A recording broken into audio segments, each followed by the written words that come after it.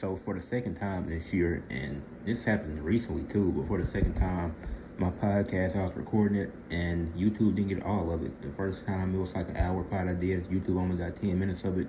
Then the one I just did was like 30 minutes, and it even cut me off, and YouTube only got 5 minutes of it.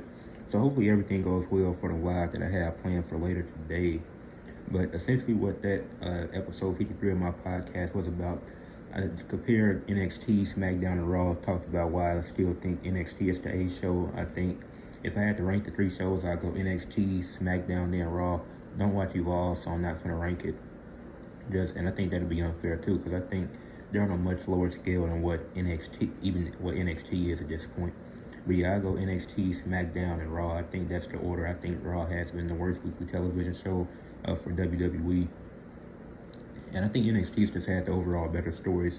Like, I'm enjoying Javon Evans trying to get to the top. Now, if he gets there, hopefully, but I think he's the perfect person to defeat Oba. This will be out before Heat Wave, so whatever happens tonight happens. What else? Oh, I talked about TNA Emergence. I gave it a 7 out of 10 rating. The pay-per-view, it was pretty solid. I liked how Trick Williams won. I was surprised that he won without interference, but that's a good thing. It was a good sign. And you can say that he got lucky because the ref got took out, but it was still a very good match. And Leon Slater's match versus Cedric Alexander was really good. That was a great way to open the show.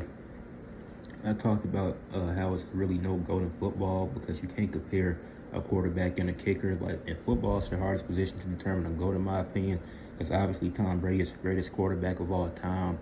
But how can he be the greatest player of all time if he only played the quarterback position? That's like if I was to say Justin Tucker or Marshawn Lynch, or somebody like that is their GOAT. But both of them only play one position. Marshawn Lynch was a running back. Justin Tucker was a kicker. So it's a lot deep. It's way too much that we're going to determining who's the true GOAT of football, which is why I just go by positions. When it comes to football, it's way easier to do it that way.